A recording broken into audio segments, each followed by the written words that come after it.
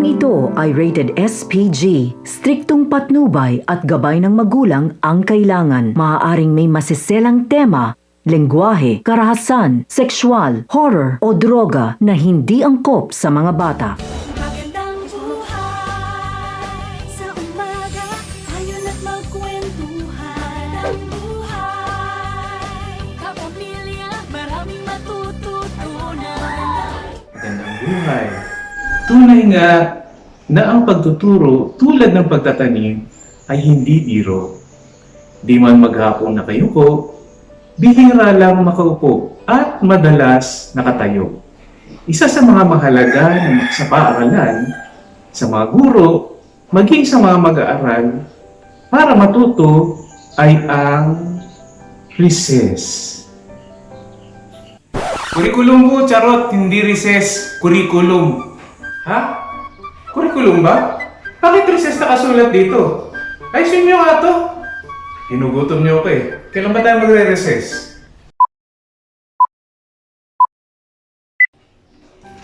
Tama po. Kurikulum at hindi recess. Bagaman mahalaga din ang recess. Dahil mahirap mag-aral ng gutom. Sasakit ang ulo mo. Ika nga nila, kung sino man sila, ang ulo parang tiyan. Sumasakit pag walang laman.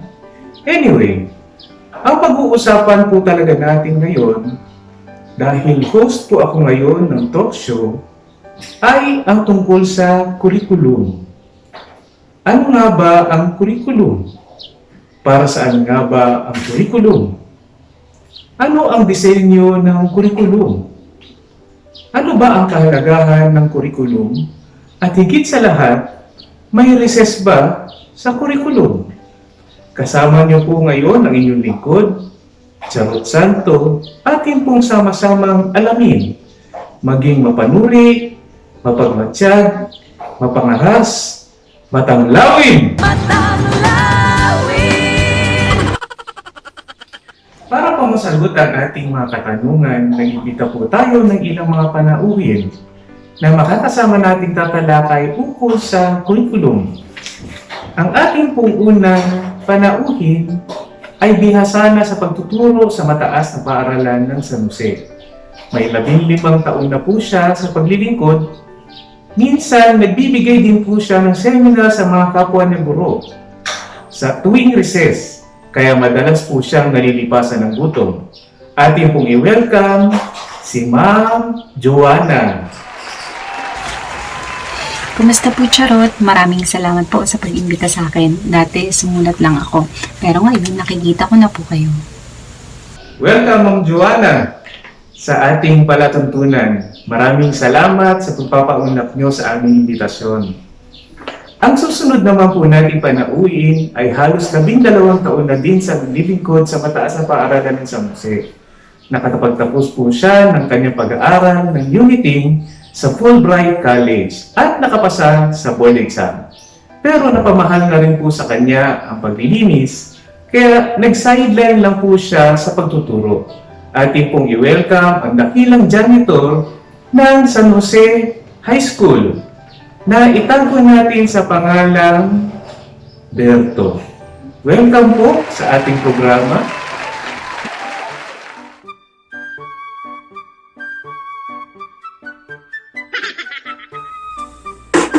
Maraming salamat po, Kuya Will. Este, charot po pala. Nakakahiya naman po. Pero Nay! Tay! Nakikita niyo po ba ako? Artista ng anak niyo, oh! Hehehe. At dahil dyan, ito ang 5,000 pesos! Sorry po, nadala lang. Welcome, Berto, sa ating programa. Maraming salamat din sa pagpapaunlak sa aming imbitasyon. At ang atin naman pong pangatlong panauhin ay dating lumalabas sa mga patalastas ng safeguard. Minsan na din po natin siya nakasalamuha nung iniwan niya si Ma'am Joanna at sumanib sa akin at kay Inday dahil sa kanyang kasabikang magbigay ng paliwanag ukol sa pagtuturo. Sa ngayon po ay kasalukuyan siya nakasanib sa katawan ni Inday at nahawa na din po sa pagtitiktok.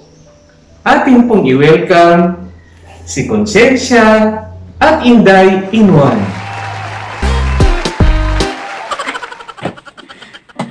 Maraming salamat po, Charot, sa pag-ibita sa akin. And sa wakas, official na din po ako makikita sa TV at hindi na ako agaw eksena. And by the way, kamusta po, Ma'am Joanna? Long time no see, ah. Anyway, para po sa lubos na kalinisan, always use Safeguard, proven to kill 99.9 germs.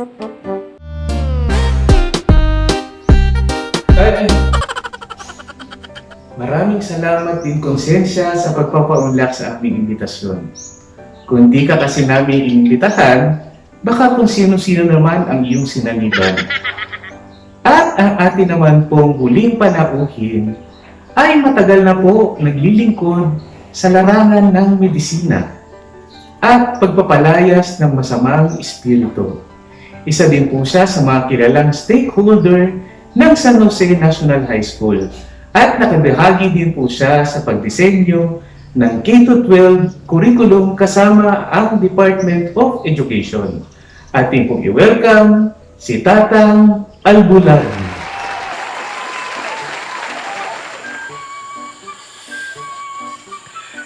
Maraming salamat nga pala, Mr. Charot Santo, sa inyong pag-imbita sa akin dito. Akin di bang papalayasin ng masamang demonyo dito kay Inday? Hoy, inimbita kayo ng Charot dito, no? Gusto mo doon ka sa sementeryo, maganti ka ng masamang spirito. Imbiyat na to ang aga-aga. Fairness, ang pogi pa ng habulari ni Tej. 君の虜になってしまえばきっとこの夏は充実するのモード噂の dreaming Maraming salamat din po, Tatang, sa muling pagpapaunlak sa aming imbitasyon. Tungkol po sa curriculum design ang pag-uusapan natin ngayon, hindi po tungkol sa mga masamang espiritu. Anyway, ang una po nating katanungan ay para kay Berto. Ano po ba talaga itong tinatawag na curriculum?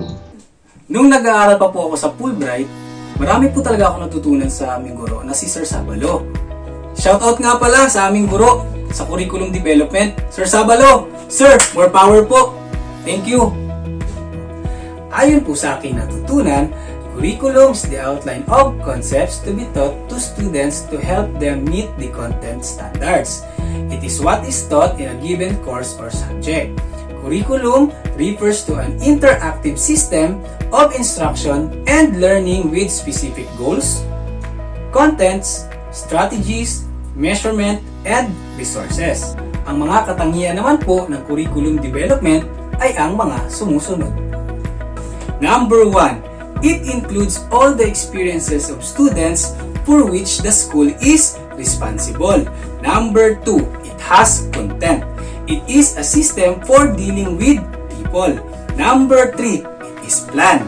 And number 4. It is a series of courses to be taken by the students.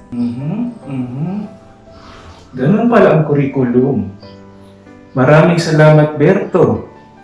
Pero, konsensya, ano nga ba ang nilalaman ng curriculum? Thank you for that very relevant question. Well, when designing a curriculum, we should also concern the nature and the arrangement of 4 basic parts. These are objective, which deals with the question what should be done. The second one is the content, which determines what subjects should be included. The third one is the learning experience, which includes instructional strategies, resources, and activities that should be employed. And the last one is the evaluation. This refers to the methods and instruments used to judge the result of the curriculum. And I thank you. Thank you, contestant number 1, for that very informative answer. Ngayon naman po, tanungin naman natin si Ma'am Joanna. Ma'am Joanna, ano naman po ang mga sources of informations that designers consider in designing ang curriculum? Kala nyo kayo lang marunong mag-English, ha? There are various sources of information that curriculum designers consider in designing a curriculum. These are, number 1, science as a source. The scientific method provides meaning for the curriculum design. Only those items that can be observed and quantified should be included. Problem solving should have the prime position in the curriculum. For example, stress thinking, procedural knowledge, or knowledge process. Number 2 is the society as a source. Curriculum are designed to serve the broad social interests of society, as well as the local community. Support is shown for society as a curriculum source since the universe is becoming, rather than existing for our detached scientific viewing. Society shows where to modify the curriculum. Number 3, moral doctrine as a source. Morals are often derived from what people consider to be spiritual authorities, such as the Bible. For this source, lasting truth and inequality in regards to the value of different subjects is part of adhering to the source. The learner is another source. The student is where the curriculum comes from. Number 4, knowledge as a source. The student interacts with the curriculum rather than is feed the curriculum. The opposite of the student as a source would be knowledge as a source. This is subject-centered view in which a teacher needs to decide what knowledge is most valuable.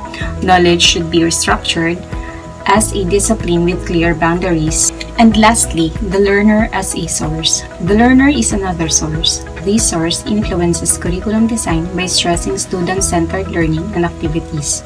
Students are not passive objects but active individuals who participate in their learning. The students interact with the curriculum rather than is feed the curriculum.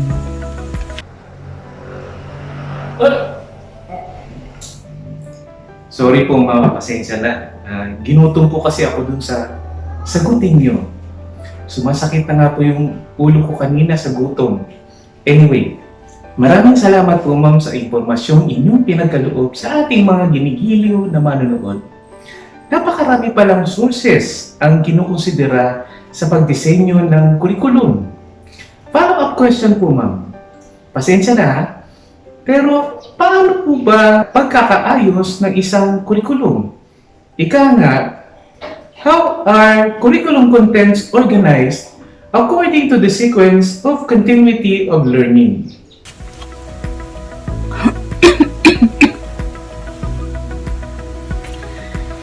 Di ba pwedeng tapusin ko muna itong kinakain ko? Ha? Wala pa bang recess? 8:30 na. Mag-overtime ba tayo? Anyway, organization of contents according to the sequence and continuity of learning within a given knowledge domain or subject over time, and the scope and integration of curricular contents from different knowledge domains within a particular grade level. Horizontal integration means what is studied in one particular course in an institution is in line with other similar classes both in terms of course content and evaluation. Horizontal coherence means that teachers are evaluating students based on the standards for a particular subject and grade level.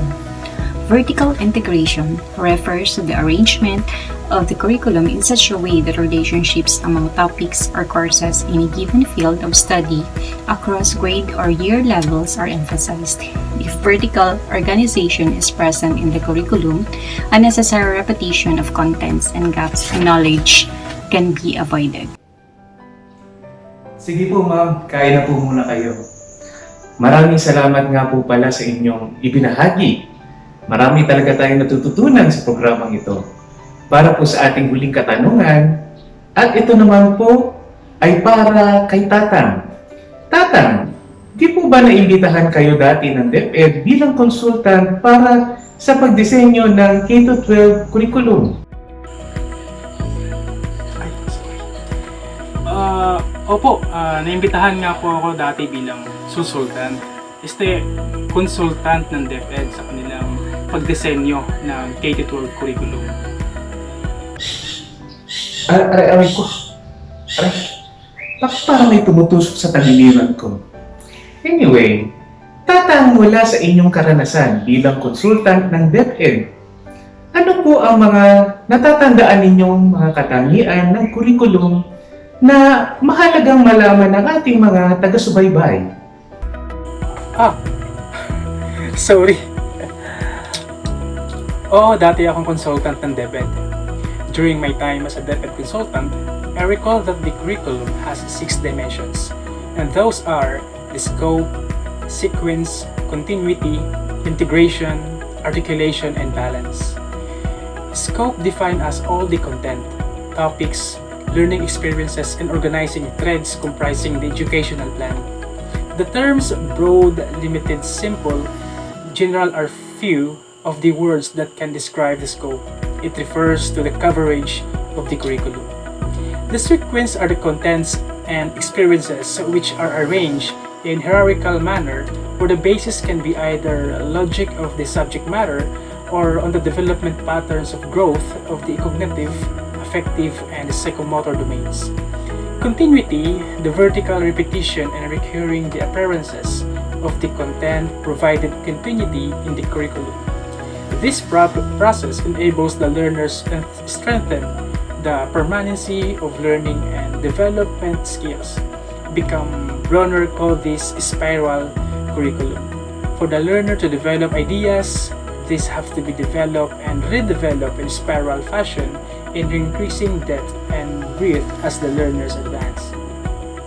Integration, you see everything is integrated and interconnected. Life is a series of emerging themes.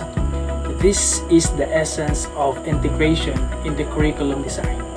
Organization is drawn from the world themes, from real-life concerns.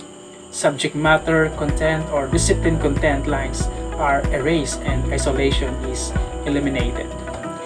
Articulation can be done either vertically or horizontally. In vertical articulation, contents are arranged from level to level or grade to grade so that the content in a lower level is connected to the next level. Horizontal articulation happens at the same time like social studies in grade 6. At last, the balance. Balance, the equitable assignment of content, time, experiences, and other elements to establish balance is needed in curriculum design. Too much or too little of these elements may be disastrous to the curriculum. Keeping the curriculum in balance requires fine timing and review for its effectiveness and relevance. Thank you. Wow! Grabe! Totoo pala naging consultant ka ng DepEd. Akala ko naman ginugutan lang ako dito nila direct. Well, thank you for the information you shared with our audience tonight. Talagang punong-puno ang utak namin ng kaalaman. Maraming salamat po higit sa lahat ng ating mga bisita ngayon sa panahon na kanilang pinagkaloob sa atin para malaman itong curriculum. Wala na po pala tayong oras. Muli, maraming salamat sa ating mga panauhin, gayon din sa ating mga magiliw na manonood. Lagi lang po natin tatandaan, ang pagtuturo ay kasangkapan sa pag-unlad ng isang lipunan. Pagbabagong positibo ay nangyayari base sa kalidad na itinuturo, gayon din sa nagtuturo. Kaya prinsipyo ng pagtuturo ay di lang inuunawa, kundi isinasapuso. Dahil kinabukasan ng bansa ay nakasalalay din sa kamay ng mga guro.